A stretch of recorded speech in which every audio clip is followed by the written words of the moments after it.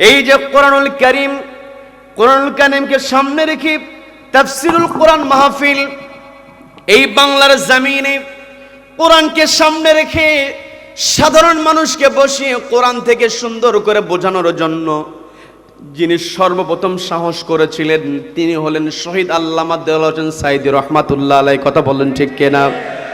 আগের দিনে অনেক আলেম ওলামা ওয়াজ নসিহত করেছেন, পীর মাশায়েখরা কথা বলেছেন। আমাদের পার্শ্ববর্তী দেশ ভারত থেকে অনেক পীরেরা এই বাংলার জমিনে এসে কথা বলেছে। কথা বলেন ঠিক কিনা? তারা ইসলাম প্রচার করেছেন, তারা মানুষের সামনে নসিহত করেছেন, কথা বলেছেন, কিন্তু সরাসরি কোরআন থেকে একজন রিকশাওয়ালাকে, আবার শুধু রিকশাওয়ালা নয়, সচিবালয়ের সচিবকে কেমন করে কোরআন বোঝাতে হয় আমাদের কোরআনের পাকে সেটা দেখিয়েছেন। কি কথা বলেন? আপনি দেখবেন মাঠের মধ্যে কৃষক মানুষ কৃষি কাজ করছে, শুধু তাই নয়, আইসক্রিমওয়ালারা আইসক্রিম বিক্রি করছে ছোট্ট বক্সের মধ্যে, মাইকের মধ্যে, সেখানেও আল্লামার ওয়াজ বাজে। কথা বলেন ঠিক কিনা? আবার দেখবেন শুধুমাত্র যারা অল্প শিক্ষিত, অর্ধ শিক্ষিত, লেখাপড়া করে নাই, তারাই শুধু কোরআনের পাখির আলোচনা শুনে নাই।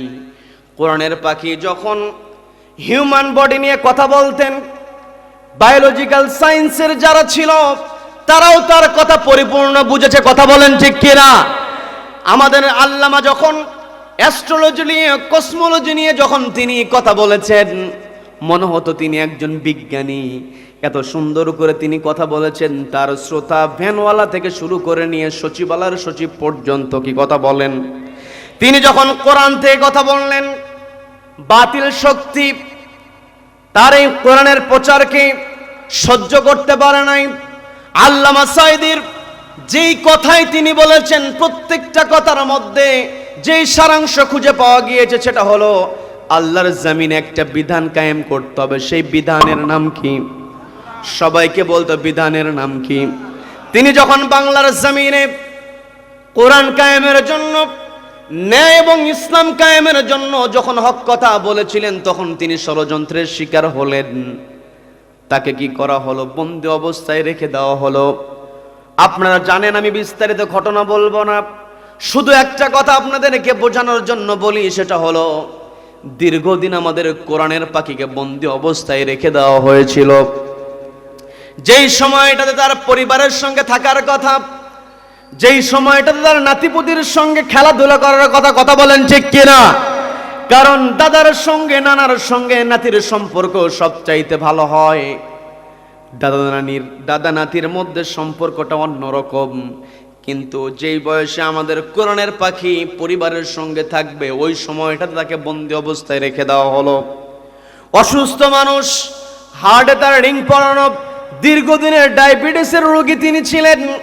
কিন্তু আমরা লক্ষ্য করে দেখেছি, দীর্ঘদিন বন্দি অবস্থায় রাখার পরও তার চেহারা থেকে হাসি কেউ কেড়ে নিতে পারে নাই। খুবাইব রাদিয়াল্লাহু তাআলা আনহুকে যখন তার হাতে শিকল পরানো হলো, পায়ে যখন শিকল পরানো হলো, ফাঁসির মঞ্চের দিকে এগিয়ে নিয়ে যাওয়া হচ্ছে, শুলে চড়ানো হবে, দুনিয়া থেকে বিদায় করা হবে। সাঈদ ইবনে আমর রাদিয়াল্লাহু তাআলা আনহু তিনি বর্ণনা করে বলছেন, আমি তখন তো ইসলাম কবুল করি নাই। আমি লক্ষ্য করছিলাম খুবাইব যখন ফাঁসির মঞ্চের দিকে এগিয়ে যাচ্ছিল, আমি তার চেহারার দিকে তাকিয়েছিলাম। আমি তার চেহারার মধ্যে বিন্দু পরিমাণ টেনশন দেখি নাই, বরং হাসির ঝিলিক দেখেছি। বলেন আল্লাহু আকবার।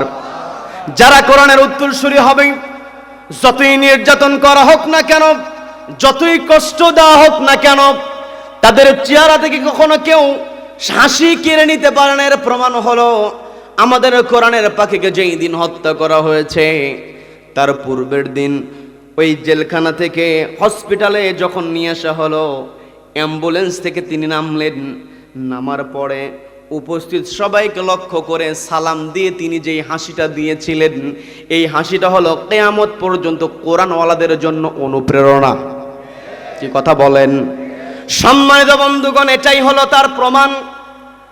আজ থেকে 4 মাস পূর্বে যারা কোরআনের পাখির বিরুদ্ধে কথা বলেছে, ইসলামী আন্দোলনের কর্মীদের বিরুদ্ধে কথা বলেছে, জালিমের বিরুদ্ধে, আন্দোলনকারীদের বিরুদ্ধে যারা ষড়যন্ত্র করেছে তারা মনে করেছিল আমরাই সব। কিন্তু ওই প্যারেড ময়দান থেকে কোরআনের পাখি একটা কথা বলেছিলেন, যারা জমিনে জুলুম করে এরা পালানোর জন্য ইঁদুরের গর্তও খুঁজে পায় না। কথা বলেন ঠিক কিনা? সম্মানিত বন্ধুগণ, এই যে কোরআনওয়ালাদের সম্মান, কিন্তু পৃথিবীতে কোরআনওয়ালাদের বিরুদ্ধে ষড়যন্ত্র যুগের পর যুগে ছিল। কোরআনওয়ালারা কখনো হতাশ হয় নাই। বাংলার জমিনে আমরা অনেক দৃশ্য দেখেছি।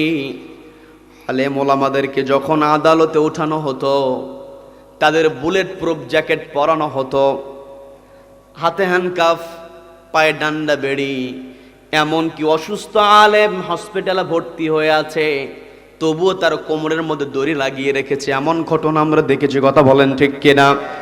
কিন্তু দুঃখনীয় বলতে হয়, আজকে একটা ভিডিও দেখলাম, দীর্ঘদিন যারা এই বাংলার জমিনে মানুষের উপরে অত্যাচার করেছে, ওই নিরীহ ছাত্র সমাজের উপরে যারা গুলি চালিয়েছে, এদেরকে আদালতে উঠানো হয়েছে। মনে হয় ওরা ঈদগাহে নামাজ পড়তে যাচ্ছে। কথা বলেন ঠিক কিনা? তাদের পোশাকগুলো এত সুন্দর, জামায় আদরে রেখে দিয়েছে।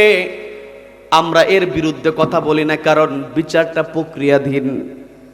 আইনের লোকজন কিভাবে তাদের সঙ্গে আচরণ করবে তারা বুঝবে। কিন্তু আমাদের প্রতিবাদ হলো, এরপরে যদি কোনো আলেমকে জেলখানায় তোলার দুঃসাহস করে ফেলে, যদি তুলেই ফেলে, কিন্তু আলেম ওলামাদের সঙ্গে বিচার শেষ হওয়ার পূর্বে কখনো অপমানজনক আচরণ করা যাবে না। কথা বলেন ঠিক কিনা? সম্মান দিনী ভাইরা, যেই জায়গায় আলেম ওলামাদের সম্মান আছে সেই জায়গাতে শান্তি আছে। কি কথা বলেন? কারণ আজকে পৃথিবীতে নবী রাসূলের দরজা বন্ধ হয়ে গিয়েছে। নবী রাসূল আর পৃথিবীতে আগমন করবেন না। কিন্তু আল উলামা ওয়ারাসাতুল আম্বিয়া, ওলামা ইকরাম হলো নবীদের ওয়ারিস, দাওয়াত দেওয়ার ওয়ারিস। কথা বললেন ঠিক কিনা? এই যে আমি আপনি কোরআন সামনে নিয়ে বসেছি, এক রাতে তো অনেক কথা বলতে হয়। এই কোরআনুল কারীমের এমন কোন অর্ডার নাই যেটা আমরা ছেড়ে দিতে পারি। কি কথা বলেন? দেওয়ার কোনো সুযোগ নাই। কোরআনের প্রত্যেকটা আয়াত আমার আপনার জন্য অর্ডার, আমার আপনার মানার জন্য। যেখানে আল্লাহ মানতে বলেছেন সেখানে মানতে হবে, যেখানে নিষেধ করেছেন সেখানে আমাকে দূরে থাকতে হবে। আমি আমার আলোচনার সূচনায় পবিত্র কোরআনের 59 নম্বর সূরা, সূরা হাশরের 18 নম্বর আয়াতে কারিমা তেলাওয়াত করেছি। সকলকে বলতে হবে কত নম্বর আয়াত? একটু জোরে বলেন, কত নম্বর আয়াত? 18 নম্বর আয়াত। আল্লাহ রাব্বুল আলামিন শুধু ঈমানদারদেরকে ডাক দিলেন, সকলকে আল্লাহ ডাক দেন নাই। কোরআনের কোন কোন জায়গায় রব্বুল আলামিন গোটা মানব জাতিকে ডাক দিয়েছেন, আবার কোন কোন জায়গায় শুধু ঈমানদারদেরকে ডাক দিয়েছেন। এই 18 নম্বর আয়াতে রব্বুল আলামিন ঈমানদারদেরকে ডাক দিয়ে বলছেন, ইয়া আইয়ুহাল্লাযীনা আমানু তাকুল্লাহা ওয়াল তানজুর নাফসুম মা قدمت لغد واتقوا الله إن الله خبير بما تعملون বলেন আল্লাহু আকবার। আল্লাহ রাব্বুল আলামিন বলছেন, ইয়া আইয়ুহাল্লাযীনা আমানু, ওহে যারা ঈমান আনয়ন করেছো, ইত্তাকুল্লাহ, ভয় করো। কাকে?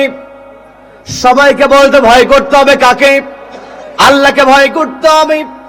আল্লাহকে ভয় করার কথা বলে রব্বুল আলামিন যে অর্ডারটা আমাকে আপনাকে দিলেন সেটা হলো ওয়াল তানজুর নাফসুম মা কদ্দামাত লিগাদ। ওয়াল তানজুর, তোমাদেরকে অবশ্যই নজর করা উচিত, তোমাদেরকে অবশ্যই চিন্তা করা উচিত। নাফসুম মা কদ্দামাত, প্রত্যেকটা প্রাণের, প্রত্যেকটা মানুষের উচিত চিন্তা করা। মা কদ্দামাত লিগাদ, আগামী দিনের জন্য সে কি পাঠিয়ে দিচ্ছে। তার মানে এই পৃথিবীতে আমি আপনি যেই কাজগুলো করছি, এই কাজগুলো জমা হচ্ছে আগামী দিনের জন্য। এতে কোনো সন্দেহ আছে নাকি? সবাই বলেন, সন্দেহ আছে নাকি? এরপর আল্লাহ আবারও বলেন ওয়াত্তাকুল্লাহ। শুরুতেও বলেন আল্লাহকে ভয় করো, শেষেও বললেন আল্লাহকে ভয় করো, মাঝখান দিয়ে বলে দিলেন তোমাদের উচিত তোমরা যেই কাজগুলো করছো এই কাজগুলো তোমার আগামী দিনের জন্য জমা হয়ে থাকছে।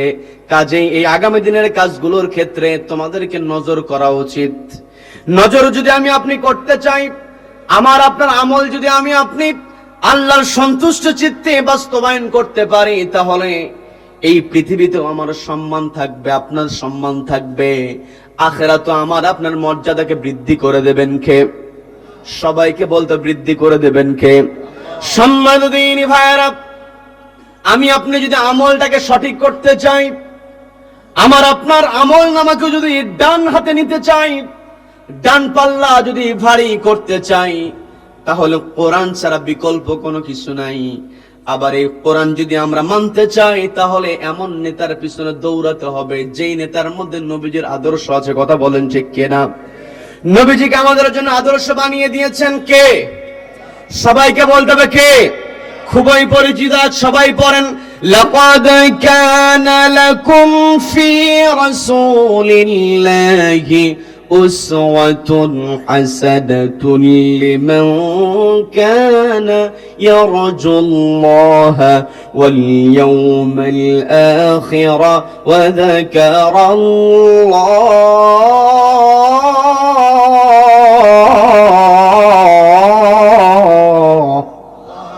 আল্লাহ রাব্বুল আলামিন স্পষ্ট জানিয়ে দিলেন, লাকাদ কানা লাকুম ফি রাসূলিল্লাহি উসওয়াতুন হাসানাহ, নিশ্চয় আমি রাসূলের মধ্যে রেখে দিয়েছি তোমাদের জন্য উত্তম আদর্শ।